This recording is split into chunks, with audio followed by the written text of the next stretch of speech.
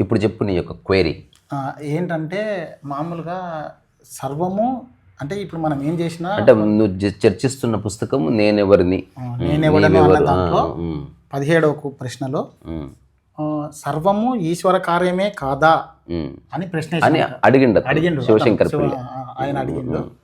అయితే నాకేం వచ్చింది ఆలోచన అంటే సర్వము ఈశ్వర కార్యమే కాదా అంటే సర్వము ఈశ్వర కార్యమే కాదా అంటే ఇప్పుడు మనము ఇప్పుడు ఫర్ ఎగ్జాంపుల్ ఒక ఎగ్జామ్కి నేను ప్రిపేర్ అవుతున్నా, అయితే మధ్యలో నాకు అన్ఎక్స్పెక్టెడ్గా ఏదైనా ఇప్పుడు ఫర్ ఎగ్జాంపుల్ నేను ఒక పెళ్ళికి వెళ్తున్నా హైదరాబాద్కి, వెళ్తుంటే మధ్యలో అనుకోకుండా యాక్సిడెంట్ అయింది అనుకోండి,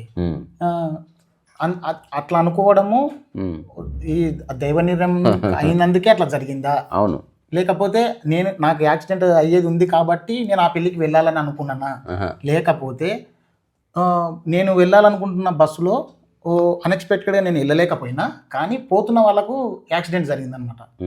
పోతున్న వాళ్ళకి అమ్మో దేవుడు ఉన్నాడు కాబట్టి ఆ బస్సులో నేను పోయినందుకు నాకు యాక్సిడెంట్ జరగలేదు అంటే దీంట్లో మనం ఇప్పుడు ఇదంతా ఆలోచనలు, you are philosophising the whole thing, ఇంత కాంప్లికేట్ లేదు.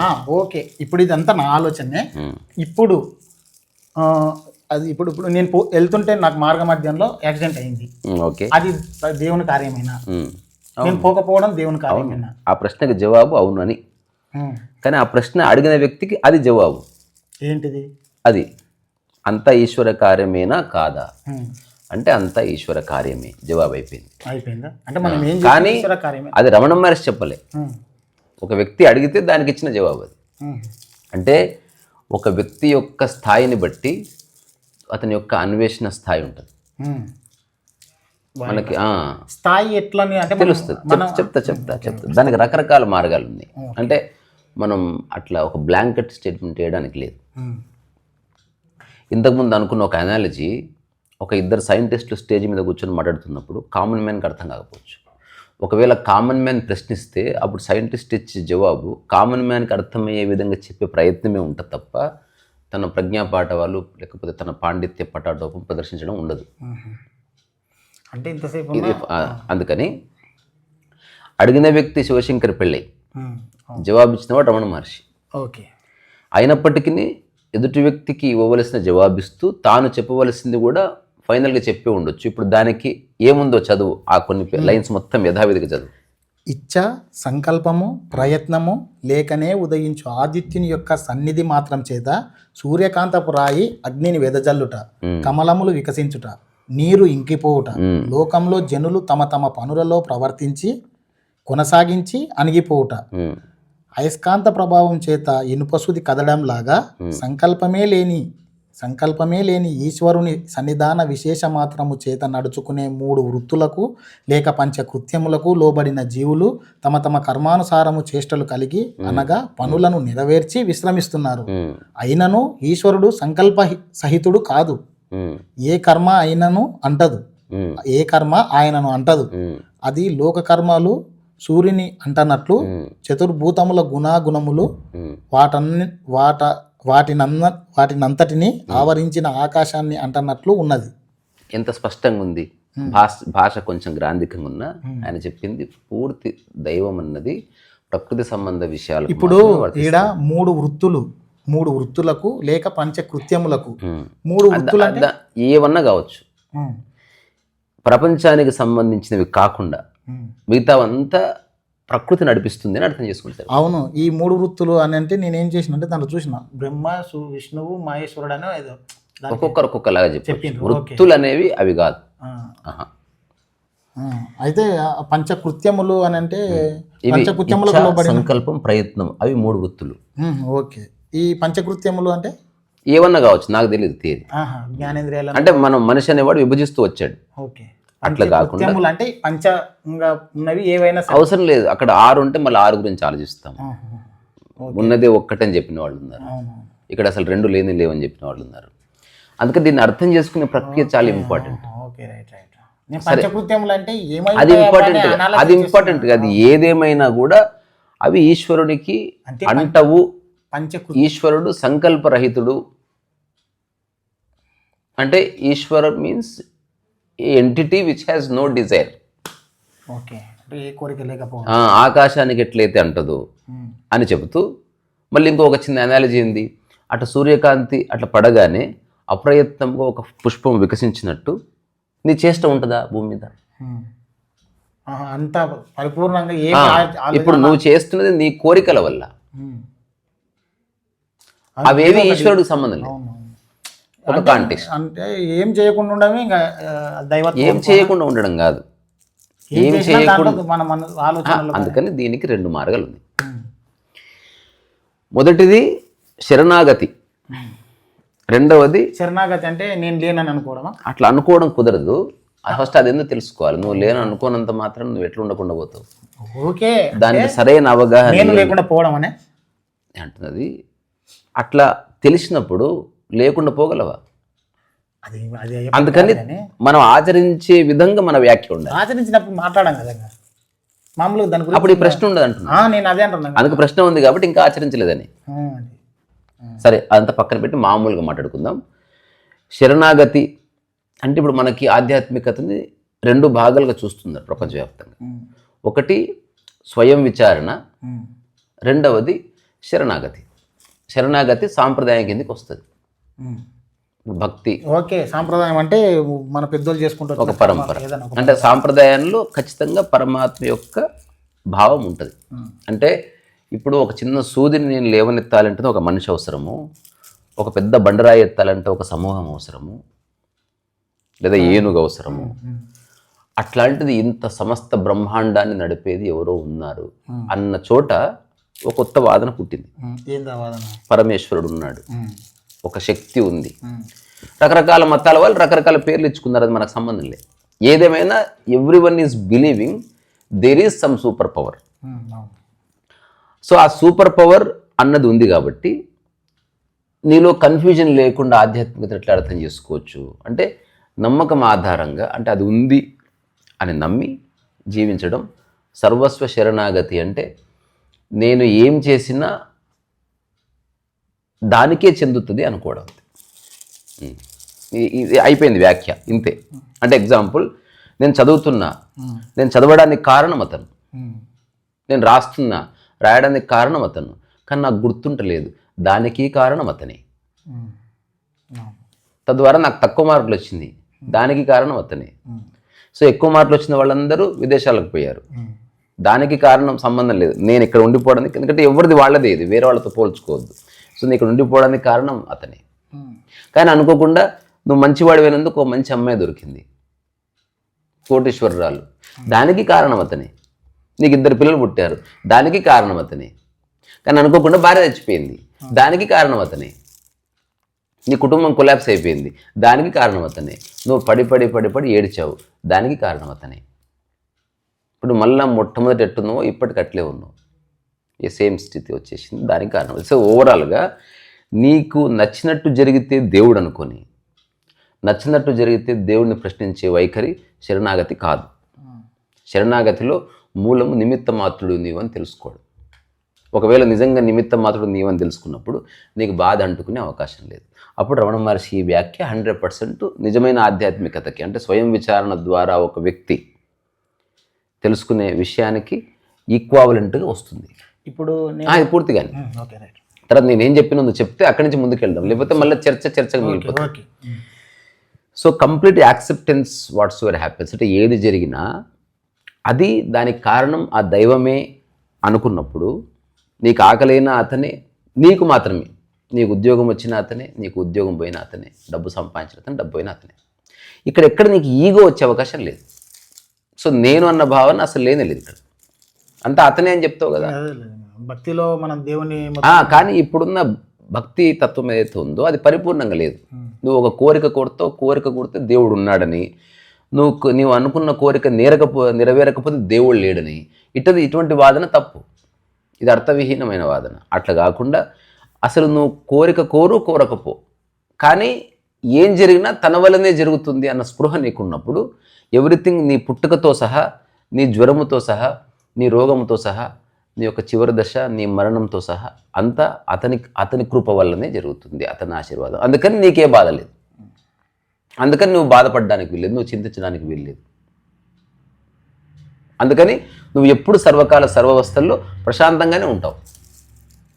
నీ ఆస్తి ఎంత పోయింది, అవును పోయింది, ఆయన ఇచ్చా అట్లా ఉంది మరి అంటావే తప్ప అవును పోయింది, ఎందుకు ఇట్లా అయింది, ఎందుకు భగవాన్ ఇట్లా చేసినావు అనవు. అట్లంటే నువ్వు విషయాన్ని తప్పుగా అర్థం చేసుకున్నట్టు. సో నమ్మకాన్ని ప్రాతిపదిక చేసుకొని ఎవడైతే స్వయం విచారణ చేసే ఒక మానసిక శక్తి లేదు, అట్లాంటి వాడికి నమ్మకం ఒక ఆధారం. ఒకవేళ నమ్మితే ఇంత 100% నమ్మాలి. ఇదొక పద్ధతి. ఇప్పుడు దీన్ని ఈ కోవెలకు ఎవరు వస్తారు? శ్రీ రామదాస్ వస్తాడు, త్యాగరాజ స్వామి వస్తాడు, మీరా వస్తుంది, లేకపోతే పోతన గారు వస్తారు. వీళ్ళంతా ఈ కోవెలకు వస్తారు. ఇప్పుడు కూడా అట్లాంటి భక్త మహాశయులు చాలామంది ఉన్నారు. ఎవ్రీథింగ్ అంతా ఆయనదే అనుకున్నప్పుడు ఇక నువ్వు ఈగో నీకు వచ్చే అవకాశమే లేదు. ఒకవేళ నీకు అవార్డు వచ్చింది ఎవరు ఇచ్చారు? ఆయనే ఇచ్చాడు. అప్పుడు నువ్వేం చేస్తావు? నేను మాధ్యమంగా కనిపిస్తున్నా, అంత నీవే. ఎవరన్నా నీ వచ్చి నీ కాళ్ళు మొక్కారు నీ ప్రతిభకి, అప్పుడు నువ్వేం చెప్తావు? ఇదంతా ఆయనకే అని నువ్వు నిరంతరం చెప్పడం కుదరదు. కాబట్టి మనసులో ఒక కృతజ్ఞత భావం ఉంటుంది. నాదంటూ ఏమీ లేదు అని నిరంతరం గుర్తించే స్థితి శరణాగతి. ఇదొక మార్గం. ఒకవేళ అట్లా అయినప్పుడు, ఇప్పుడు ఉదాహరణకి సూర్యకాంతి పడ్డది, ఒక ఫ్లవర్ అప్రయత్నంగా వికసించింది. ఇప్పుడు ఆ ఫ్లవర్ ఎట్లుందో నేనన్న భావన లేకపోతే నువ్వు ఫ్లవర్ లాగే ఉంటావు. ఆ నేనన్న భావననే మనిషిని బరువుగా మారుస్తుంది. ఇదొక మార్గం. ఇదేంది, ఇందులో భూమి మీద 100 మంది ఉంటే 99.99% మంది ఎందుకు నమ్మకాన్ని ఆధారం చేసుకుంటే ఎంక్వైరీ ఇస్ నాట్ ఈజీ. ఎంక్వైరీలో ఇక ఎవరూ లేరు. నువ్వు మొట్టమొదటిసారి నీ మీద దృష్టి పెట్టినావు. అసలు ఈ శరీరం ఏంది, నా ఆలోచన ఏంది, నాకు ఒక దాని పట్ల ఆసక్తి ఎందుకు వస్తుంది, ఒక దాని పట్ల అనురక్తి ఎందుకు కలిగింది, ఒక దాని పట్ల వ్యామోహం ఎందుకు అయింది, ఒకటి వస్తే ఎందుకు ఆనందం అవుతుంది, ఒకటి పోతే ఎందుకు బాధ అవుతుంది, అసలు వచ్చిపోయేది అసలు ఉన్నాయా, నేను అట్లా కల్పన చేస్తున్నా. ఇది విచారణ మార్గం. రమణ మహర్షి విచారణ మార్గం. సో విచారణ మార్గంలో ఉన్నాడంటేనే వాడికి ఏ నమ్మకము లేదు. విచారణ ఎండ్ అయితే ఇంక అయిపోయింది, వాడికి జవాబు దొరికింది. మళ్ళీ ఏంది, ఇక్కడ ఏదైతే ఆన్సర్ ఉందో అక్కడ అదే ఆన్సర్ ఉంది. ఇక్కడనేమో నేనన్నది లేదు, ఎందుకంటే పరమాత్మ ఉన్నాడు కాబట్టి. అక్కడనేమో నేనన్నది లేదు, ఎందుకంటే ఉన్నది ఏదో ఉన్నది కాబట్టి. ఉన్న మొత్తంలో నేను ఒక భాగమై ఉన్నప్పుడు నువ్వు నేనని ఎట్లుంటుంది? ఇప్పుడు ఒక సముద్రంలో ఉన్న నీటి బిందువుకి నేనన్న భావన ఎట్లుంటుంది? ఆ నీటి బిందువు ఎక్కడున్నా, ఒక 50 కిలోమీటర్ల అవతలున్నా, ఇంకో 100 కిలోమీటర్ల అవతలున్నా, ఆ నీటి బిందువు సముద్రంలోనే ఉంది.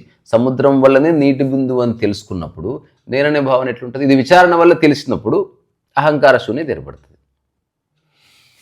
అట్లా కాకుండా శరణాగతిలో ఉన్నప్పుడు అహంకార శూన్యత. కానీ శరణాగతిలో చిక్కుంది, చాలా పెద్ద చిక్కుంది. అది అతిపెద్ద ప్రాబ్లం. స్వయం విచారణలో ఏ చిక్కు లేదు. స్వయం విచారణ అనేది వెరీ సైంటిఫిక్. సైంటిఫిక్ అంటే అంతర్గతంగా నీవు నీ ఎగ్జిస్టెన్స్ని క్వశ్చన్ చేసి నీ యొక్క ఆలోచనలని, నీ ఛాయస్లని, నీ ధారణలని, నీ అవధారణలని, నీ మూర్ఖత్వాలని, నీ స్టూపిడిటీస్ని, నీకున్న బంధాలని, బంధవ్యాలని, నీకున్న సమాజాన్ని, కండిషనింగ్స్ అన్నిటినీ క్వశ్చన్ చేసినావు. నీకున్న అవసరాలని, ఆవశ్యకతలని, ఆ తర్వాత నీకున్న ఆభరణాలని, నీకున్న పేరు ప్రఖ్యాతులు, దేనికి ఇదంతా? ఉదాహరణకి నేను సంపాదించాలి భయ్యా, పేరు రావాలి, ఎందుకు అంటున్నాడు వీటిలా? అంటే నాకు గుర్తింపు కావాలంటున్నాడు. అసలు ఎందుకు గుర్తింపబడాలి? వై? దానివల్ల నాకేం వస్తుంది? గుర్తించినప్పుడు నాకు ఒక సాటిస్ఫాక్షన్ వస్తుంది. ఈ సాటిస్ఫాక్షన్ ఎక్కువసేపు ఉంటుందా? ఉండదు. అశాశ్వతమైన దాని గురించి నేను ఎందుకు పాకులాడుతున్నాను? ఒకవేళ ఇది లేకపోతే నా ఎగ్జిస్టెన్స్ ఏమిటి?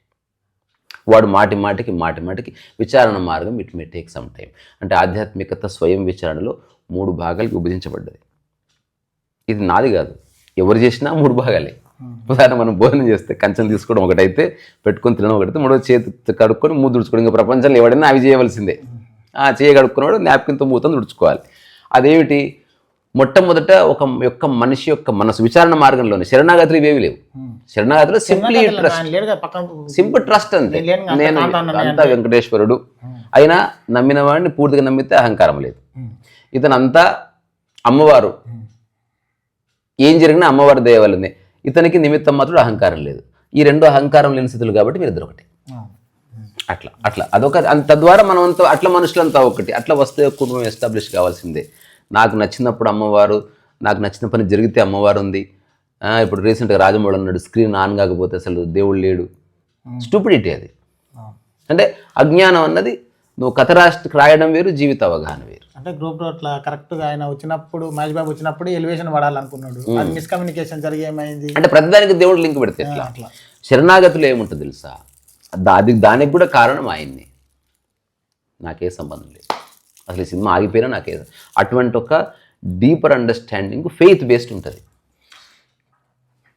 ఈ స్వయం విచారణలో 3 ఏమిటంటే, మొట్టమొదట అసలు ఇది నేను పుట్టి ఎందుకు ఇట్లా సఫర్ అవుతున్నా, ఎందుకు ఇట్లా ఆలోచిస్తున్నా, ఎందుకు ఇట్లా పరిపరి విధాలుగా వేదన చెందుతుంది, ఎందుకు ఒక్కొక్కసారి దుఃఖం వస్తుంది, ఇవన్నీ ప్రశ్నలు ఏవో వచ్చాయి. ఇప్పుడు 100 దిక్కులు పోతున్న మనసుని ఒక్క దిక్కు పెట్టాలన్న ఆలోచన వస్తుంది. అక్కడనే ధ్యానం పుట్టింది. ఇది సెకండ్ స్టేజ్. అంటే ఇప్పుడు నా మనసు ఎక్కడెక్కడ పోతుంది, నేను నా మనసుని తీసుకు శ్వాస మీద పెడితే అప్పుడు తెలిసింది నా మనసు ఇక్కడ శ్వాస మీద ఉండటం చేత నాలో ఇంతవరకు ఉన్న ఆలోచనలన్నీ దూది పింజల్లో ఎగిరిపోయాయి, అవేవి లేవు. కానీ ఎప్పుడైతే దీని నుంచి పక్కకు జరిగిందో మళ్ళీ అవన్నీ వస్తున్నాయి అని తెలిసింది. అందుకని వాడు ఏం చేస్తున్నాడు, he's kept on focusing on one thing. 3వ స్టేజ్ అంటే ఏంది, ఈ ధ్యానం వల్ల వాడిలో ఒక ప్రశాంతత ఏర్పడ్డది. ఇప్పుడు వాడు ఇక్కడ చాలామంది ఆగిపోవచ్చు, కానీ ఇంకొందరు ఈ ప్రశాంతత ఇది చేస్తే ఎందుకు వస్తుంది, నేను చేస్తే అంటే కర్తాభావన, నేను చేస్తే ఇది వస్తుంది. కాబట్టి ఏదేమైనా నేను చేస్తున్నా అన్న భావన ఏర్పడుతుంది, ఇది కూడా పోవాలి అన్నప్పుడు 3వ స్టేజ్ వస్తుంది. అట్లాంటి వాళ్ళే చెప్పారు. అక్కడేమో అంత పరమాత్మని అన్నారు కదా, ఇక్కడ వీడే ఉన్నాడు నేనంటూ లేదు, నేనేమి చేయడం లేదు, జరుగుతుంది అన్నారు. నేను జరుగుతున్న దాంట్లో భాగమై ఉన్నాను, కానీ నేనేది జరగడం లేదు, చేయడం లేదు, నేను ఏది సంకల్పించడం లేదు. కానీ జరుగుతున్న దాంట్లో నేనేమి చేయగలను, నా పాత్ర ఎంత, నా ధర్మం ఎంత, అంత మాత్రం వరకు నేను నిర్వర్తిస్తున్నాను. మీరంతా నన్ను పొగుడుతున్నారు, కానీ నాకు తెలుసు నేను నిమిత్త మాత్రుణ్ణి, నేను నిజంగా ఒక్కడిని ఏమి చేయలేను. దీనికి చిన్న అనాలిసిస్ చెప్తే ఎవరికైనా అర్థమైపోతుంది. ఇప్పుడు ఈ క్షణం ఒక వ్యక్తి స్టేజ్ మీద పాట పాడుతున్నాడు, అతనికి ఫస్ట్ ప్రైజ్ వచ్చింది. ఇప్పుడు అహంకారం అంటే ఏంది, నేను కాబట్టి గెలిచానని చెప్పాడు. ఇప్పుడు ఈ విచారణ మార్గంలో ఉన్నవాడు ఎప్పుడు అట్లా చెప్పాడు, ఎందుకు చెప్పాడు, ఈ క్షణం నేను పాట పాడాను అంటే ఆ పాట పాడి రాసినవాడు ఉన్నాడు, ఆ పాట సినిమాలో షూట్ చేసినవాడు ఉన్నాడు, ఆ పాట నాకు చేరవేసిన మా సినిమా థియేటర్ వాడు ఉన్నాడు, ఆ తర్వాత చాలాసార్లు వినడానికి ఉపయోగపడ్డ టేప్ రికార్డర్ ఉంది, ఆ తర్వాత ఆ పాట నేను నేర్చుకోవడానికి కావలసిన భాషా సంపత్తి ఇచ్చిన మా గురువుగారు ఉన్నారు, ఆ పాట నేర్చుకోవాలంటే శక్తి కావాలి, ప్రతిరోజు అన్నం వండి పెట్టిన మా అమ్మ ఉంది, ఆ అన్నం వండి పెట్టడానికి ఎవరైతే బియ్యం ఇస్తున్నారో ఆ రైతు ఉన్నాడు. అంటే ఈ ఉన్నారు. తర్వాత నా పాట అందంగా వినిపించేలా చేసిన మైక్ ఉంది, ఆ మైక్ తయారు చేసిన టెక్నాలజీ వాళ్ళు ఉన్నారు, ఆ తర్వాత ఈ మైక్ పనిచేయాలంటే కరెంట్ వాళ్ళు ఉన్నారు. ఈ పాట అట్లీస్ట్ నేను మీ ముందు ప్రదర్శించాలంటే అవకాశం ఇచ్చిన పెద్దలు ఉన్నారు. ఇన్ని కారణాల వల్ల నా గొంతు పెగిలింది ఈ క్షణం. అందుకని నేను ఎక్కడ పాడాను, వీళ్ళంతా పరోక్షంగా ఉండి నా చేత ఈ క్షణం పాట పాడేలా చేస్తున్నారు. అందుకని నేను కూడా నిమిత్త మాత్రుని, అహంకారం లేదు. ఈ 2 స్థితుల్లోనూ కర్తాభావన పడిపోయింది. సో ఆధ్యాత్మికత యొక్క మూల అవగాహన ఏమిటంటే కర్తాభావన పడిపోవడమే, ఇంకా వేరేదేం లేదు. దీనికి ఎన్ని సంవత్సరాలు సాధన చేస్తే పడిపోయింది ఇర్రెలెవెంట్. జస్ట్ చూసినవి ఇచ్చింది. ఇప్పుడు నేను చెప్పిన ఎగ్జాంపుల్ వినగానే ఒకటి జ్ఞానోదయం కావచ్చు, తక్షణం కర్తాభావన పడిపోవచ్చు వాడి నుంచి. అప్పుడు వాడు నడుస్తున్నప్పుడు సమస్తం వాడి ద్వారా నడుస్తుందని వాడు గుర్తిస్తే సరిపోతుంది. ఇనిషియల్గా కొంచెం ఉన్మత్త భావన ఏర్పడుతుంది, తర్వాత సెటిల్ అవుతుంది. ఫస్ట్ టైం గుర్తించిన వాళ్ళు పిచ్చివాళ్ళు అయ్యారు. అరే ఇంతకాలం నేను అనుకున్న అసలు నేను లేని అంతా కలిసి జస్ట్ ఒక అలెన్ మాస్కున్నాడు, లేకపోతే ఒక ధీరుబాయ్ ఇది మార్కర్ పెన్ కింద రాయకు, అది పోదు, మామూలుగా పేపర్ మీద రాసుకో, లేకపోతే కింద రాసే పెన్ను ఉంటుంది ఇస్తా, పోదు. అయితే ఇప్పుడు 2వ భావన ఇవి 2. మరి మూడవది అది కర్తాభావన పోయింది. అంటే నేను చేస్తే బాగుంది, ప్రశాంతత వచ్చింది అన్నావు కదా, అసలు చేసేవాడిని నేను కాదని గుర్తిస్తే సరిపోతుంది. ఇప్పుడు ఫస్ట్ 3 అన్నారు కదా, 3 ఫస్ట్ది ఏంటి, అంతా ఈశ్వరుడిది. 2 అన్న, ఒకటేమో నమ్మకం ఆధారం, ఒకటి విచారణ. అన్నం తిన్నాక 3 పనులే కదా ఎవరిదైనా చేసేది. అది 2వ దాంట్లో విచారణ దాంట్లో రకరకాలుగా పరిగెడుతున్న మనసును తీసుకొచ్చి ఒక దగ్గర పెట్టడం వల్ల ప్రశాంతత వచ్చింది. కానీ చివరికి కర్తాభావన మిగులుతుందని గుర్తించాడు. నేను చేశాను అన్నది మిగులుతుంది. నేను చేశానన్న విచారణలో కర్తభావన ఉందా? అదే విచారణలో కర్తాభావనతోనే మొదలవుతుంది ఏదైనా. కానీ అసలు ఈ ధ్యానం చేస్తున్నది, దాన్ని ధ్యానం చేయాలని అనుకుంటున్నది, ఇదంతా నేను కాదు, సమస్తంలో మధ్యన సామరస్యం కుదిరితే మిగిలే ధ్యానమే అని తెలుసుకోవడంతో పడిపోయింది కదా. అవును. అంటే మూడో విషయాలు అంటే ఒకటి అంత అంటే మళ్ళీ ఒక్కసారి 3 విషయాలు అన్నారు కదా. రెండే. ఫస్ట్ దాంట్లో శరణాగతి అంతే, శరణాగతి. సెకండ్ దాంట్లో స్వయం విచారణ. స్వయం విచారణలో 3 స్టెప్స్ ప్రముఖంగా కనిపిస్తుంది. మొదటిదేమో అంతులేని ఆలోచనలతో ఉండి, ఓహో, స్వయం విచారణలో 3 అంటే ఎవరికైనా ఇప్పుడు నీకు వేవేల ఆలోచనలు ఉన్నాయి, ఈయనకు వేవేల ఆలోచనలు ఉన్నాయి, ఈయనకు రకాల బాధలు, నాకు రకాల బాధలు, అందరం విచారణ చేద్దాం అనుకున్నాం. అప్పుడు ఎట్లా వాటిని అర్థం చేయాలో తెలియక అసలు ఈ మనసు అనేదే కదా నా సమస్యలన్నిటి కారణం అని తెలుసుకున్నాం. తెలుసుకొని ఈ మనసుని ఎటో పోతుంటే దాన్ని ఒక చోట కూర్చోబెడదామని ధ్యానం చేసావు, తపస్సు చేసావు, లేకపోతే యోగం చేసావు, ఈ వాటి జపము చేసావు, వాటి మేబీ ఇది. ఇప్పుడు ఇదంతా చేసిన తర్వాత నీకు ఒక ఫలసిద్ధి కలిగింది, మనసులో ఒక చిన్న స్థిరత్వం వచ్చింది. కానీ ఇది నేనే సాధించాను, నేనే చేశానన్న భావన వచ్చింది. అప్పుడు తెలిసింది అసలు ఎంత చేసినా చివరికి నేనన్న అహంకారం మిగిలింది. అది మళ్ళీ బాధ గురి చేస్తుంది. అది నేనన్న ఉన్నంతకాలం నీ ఉంది. ఈ నేనన్నది పడిపోవాలి అన్న చోట ఒక చేంజ్, అంటే హోలిస్టిక్ అప్రోచ్ అనేది, అంటే సమస్తాన్ని లెక్కలోకి తీసుకొని చూసినప్పుడు నేనన్నది పడిపోతుందని సాధికారికంగా స్పష్టంగా తెలుసుకున్నవాడు కర్తాభావం నుంచి బయటపడతాడు. సో శరణాగతిలోనూ కర్తాభావన లేడు, ఈ స్వయం విచారణలోనూ కర్తాభావన పడిపోతుంది. ఈ రెండిట్లో సేమ్ ఎక్స్పీరియన్స్. కానీ శరణాగతిలో ఒక చిక్కుంది. ఇప్పుడు నువ్వు ఎవరినన్నా ఒక దైవాన్ని ఆధారం చేసుకుని శరణాగతి అయ్యి ప్రపంచంలో ఇంక ఏది ఇంపార్టెంట్ కాదు, ఆ దైవం ఒక్కటి ఇంపార్టెంట్ అనుకున్నావు, అంటే ఆయనకి ఏమైనా జరిగినప్పుడు మనకు భంగం కాదు, అప్పుడు భంగం అవుతుంది అంతే. అందుకని స్వయం విచారణలో 3 అన్నారు కదా. మొదటిది స్వయం విచారణ, ఇప్పుడు 2 అది అంటే జనరల్ స్టెప్స్, అవి 3 స్టెప్స్. మళ్ళీ ఒకటి అదే ఎక్కువ ఆలోచనలతో సతమతమైన నీవు ఇదంతా ఏంది అని క్వశ్చన్ చేసుకున్నప్పుడు, నెక్స్ట్ ఇన్ని ఆలోచనలు కాకుండా నా మనసు ఒక చోట నిలబడాలి, ఏదైనా స్థిరంగా చూడాలంటే అన్నప్పుడు ధ్యానం ఎస్టాబ్లిష్ అవుతుంది. ధ్యానం అంటే మళ్ళీ ఓ గురువు వస్తాడు, వాడు ఏదో చెప్తాడు. చేసిన తర్వాత చివరికి ఏం మిగులుతుంది? నేను ధ్యానం చేయడం వల్ల, నేను తపస్సు చేయడం వల్ల మళ్ళీ నేను మిగిలింది. అంటే ఈవెన్ అంతలేని ఆలోచనలు ఉన్నప్పుడు నువ్వు సఫర్ అయింది నేను వల్లనే. ఈ జస్ట్ నువ్వు సాధించిన తర్వాత కూడా నేను అనేది చెప్పుకుంటున్నావు. అందుకని నేను అని చెప్పుకోగానే నీవు వస్తుంది, అట్లా నేనని చెప్పుకునే వాళ్ళ సంఖ్య బయలుదేరుతుంది, తద్వారా చర్చ వస్తుంది, తద్వారా మళ్ళీ ఇన్సల్ట్ ఎవరైతున్నారు? నేను అన్న భావనకి ఇన్సల్ట్ ఉంది. సో ఈ నేను అన్న భావన పడిపోతే అసలు గౌరవము లేదు, పరువు లేదు, ప్రతిష్ట లేదు, ఇన్సల్ట్ లేదు, అభినందన లేదు, సాధించేది లేదు, కోల్పోయేది లేదు అని తెలుసుకొని జీవన్ముక్తులు అయ్యారన్నమాట. ఇప్పుడు చాలామంది కొంతమంది గురువులు ఏమైందంటే, మీరు అన్నారు కదా ఇందాక, మీరు అనుకోకుండా ఈ క్షణమే ఎవరికన్నా జ్ఞానోదయం అయి ఉంటుంది అని, అంటే ఎన్నో అది వాళ్ళ మనసులో ఆ క్షణము అది అవేకనింగ్ జరిగిందంటే అంతకుముందు పూర్వోపదారాల్లో సంబంధం ఏమీ లేదు, చిటికలనే అవుతుంది. కానీ మళ్ళీ అందులో 3 స్థితులు ఉంది. అంటే దానికి నేను అన్నది వల్ల ఇన్ని ఫ్యాక్టర్స్ ఉంటాయి కదా, అవి ఏం పనిచేయవో, ఒక్క క్షణ మాత్రంలో అయిపోతుందా? అసలు అట్లా దానికి ఒక మెథడాలజీ అనేది ఉంటే జ్ఞానోదయం ఎలా పొందాలని స్కూల్స్ ఉండేవి. అంటే వాని మీద ఎన్నో ఫ్యాక్టర్స్ పనిచేస్తాయి కదమ్మా, ఒక్క సెకండ్ లెవెల్ వెళ్తే వెళ్ళిపోతాయి అంత. ఒకటి గుర్తుపెట్టుకో, నీ మనసును ఒక బ్యాగ్ అనుకోను, నువ్వు రకరకాల వస్తువులు వేసుకొని పడుకున్నావు చేతిలో.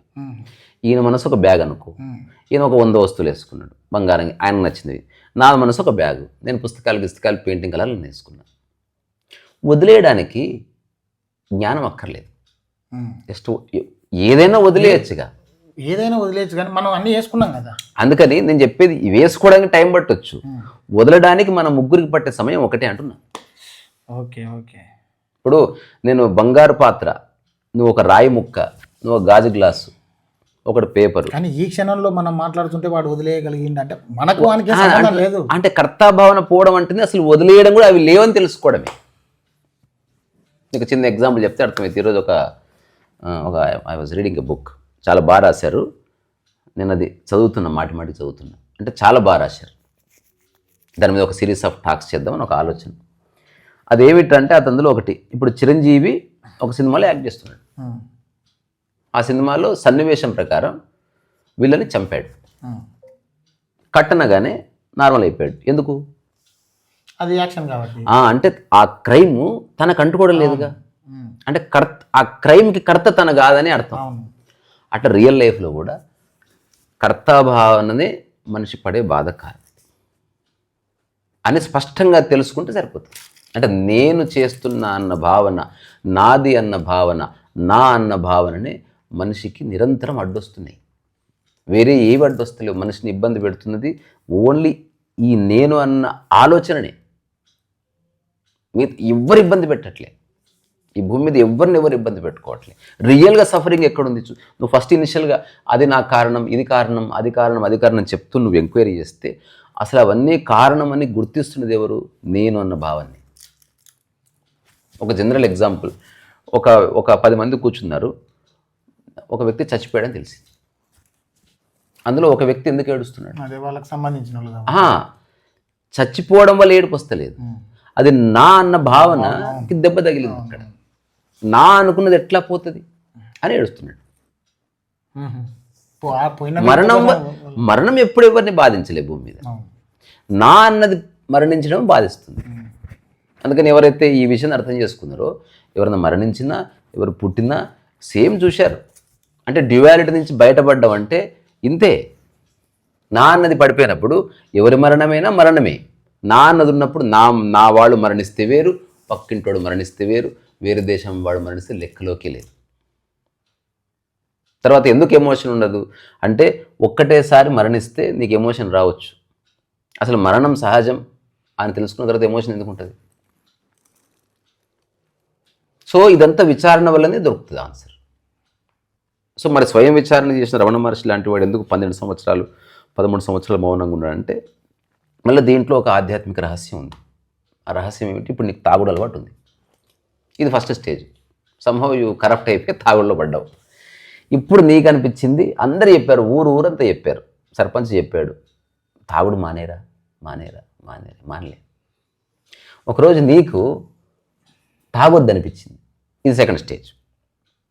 అనిపించదు 99%, బట్ ఒకటికి అనిపించింది, అంతే కదా. జ్ఞానోదయం పొందిన వాళ్ళ సంఖ్య చాలా అరుదు కదా. అట్లా ఈ 1,00,000 మందిలో ఒక్క తాగుబోతు కనిపించింది, తాగకూడదని. ఇప్పుడు అతను వెళ్ళి ఎవరికైనా చెబితే నమ్ముతారా? నిజంగా తాగుడు మానేశాడు అతను, కానీ ఎవ్వరు నమ్మరు, తాను కూడా నమ్మడు. రేపు సాయంత్రం వరకు తెలియదు. ఇక్కడనే రియల్ ఛాలెంజ్. తాగుడు మానేయడం సమస్య కాదు, మానేసిన తాగుడు కొనసాగించడం సమస్య. అతిపెద్ద ఛాలెంజ్ ప్రశాంతంగా ఉండడం కాదు, ప్రశాంతత కొనసాగడం. అతిపెద్ద ఛాలెంజ్ నిద్రపోవడం కాదు, నిద్ర 8 hours బ్రేక్ కాకుండా ఉండడం. అతిపెద్ద ఛాలెంజ్ ఆనందంగా ఉండడం కాదు, ఆనందం కొనసాగడం. ఇప్పుడు ఆ జ్ఞానోదయం అయిన వ్యక్తి తాగుడు అలవాటు ఉందనుకో, అతడు ఇంకా రేపు మనం జ్ఞానోదయం పొందిన వ్యక్తి గురించి మాట్లాడాలి. జ్ఞానోదయం పొందిన వ్యక్తికి అసలు ఏ అలవాటు ఉండదు. అదే జ్ఞానోదయం అంటే పూర్వం ఉండదా? జ్ఞానోదయం అయిన పూర్వం ఏమని ఉండొచ్చు. ఒకసారి నీకు జ్ఞానోదయం అయిందంటే అర్థం తెలుసు, నువ్వు దేన్ని పట్టుకోవడం లేదు, దేన్ని వదలడం లేదు. ఏది సందర్భమో అది మనసుకు అంటుకోకుండా సందర్భోచితంగా చేయడమే ఉంటుంది. అందుకని చూసే వాళ్ళకి తప్పు అనిపించిందా అతను చేస్తాడు. రెండో ప్రశ్న లేదు. ఒకవేళ అతను ప్రశ్న జ్ఞానోదయం అయిన వ్యక్తికి అలవాటు ఉన్నది, అలవాటు కాదు. అలవాటు ఎందుకంటే సందర్భం ఉదాహరణకి తనకు అది చేయాలనిపిస్తే చేస్తాడు, లేకపోతే చేయనంటే చేయడం. అక్కడ అనివార్యం అనిపిస్తే చేస్తాడు.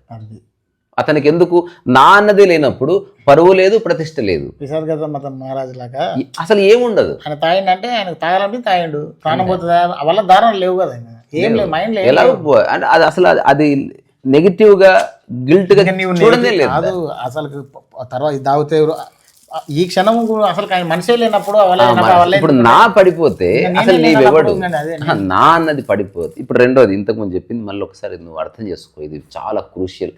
నాకు తెలిసి ఆధ్యాత్మికత ఆశ్రమాలు ఇవి ఎవ్వరు చర్చించరు, ఎందుకంటే ఆ స్థాయి వరకు రారు. అంత సాధనలో కొట్టుకుపోతారు, అంతే. రియల్ క్రక్స్లోకి రారు. సాధన బాగా చేస్తున్న కర్తాభావన వదిలేయమని చెప్పి ఆధ్యాత్మిక ఆశ్రమాలు లేవు. ఇంకా బాగా చేయని చెప్తున్నారు, చేసిన వాడిని గుర్తిస్తున్నారు, అవార్డు ఇస్తున్నారు, వాడి కర్తాభావాన్ని సఫిస్టికేటెడ్గా మారుస్తున్నారు.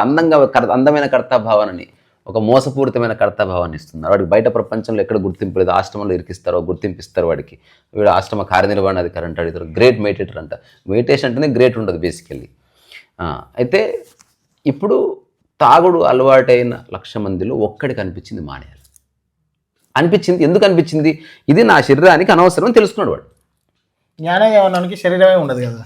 అట్లా శరీరం ఎందుకు ఉండదు? అంటే 100% ఉంటుంది. ఇదంతా మిత్ అటు ఎందుకు ఉండదు? మరి శరీరాన్ని శరీరంగా గుర్తిస్తాడు అంతవరకు. అది సారీ శరీరం ఎందుకు ఉండదు? ఇప్పుడు ఖచ్చితంగా కూడా అన్నీ ఉన్నాయి. ఇక్కడ ప్రపంచం ఉంది, జీపు ఉంది, కారు ఉంది, బస్సు ఉంది, అన్నీ ఉన్నాయి. దానికి నాకు మధ్యన నా లేదంతే. That's all. ఇంకా వేరేది ఏమి లేదు. ఇప్పుడు నా దగ్గర ఎదురుగా నా ఫోన్ ఉంది. ఫోన్ 100% ఉంది. కానీ ఫోన్ నేను నాది అనుకొని వాడట్లే, అంతే తేడా. ఫోన్ నాకు అవసరము కనుక ఉపయోగిస్తున్నాను, నాది కాబట్టి కాదు.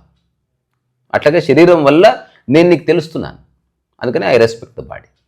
శరీరం ఉన్నా లేకున్నా నేనున్నాను.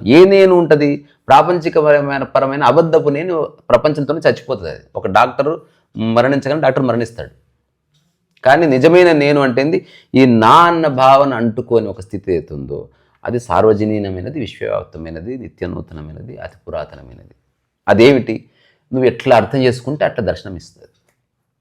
అట్లాంటి వాళ్ళు చెప్పారు, నేను ఆకాశము అన్నారు. ఒకడు అన్నాడు, నేను గాలి వంటి వాడిని అన్నారు. గాలి నేను పీల్చడం ఏమిటి? గాలే నేను అయి ఉన్నాను అని చెప్పిన వాడు ఉన్నారు.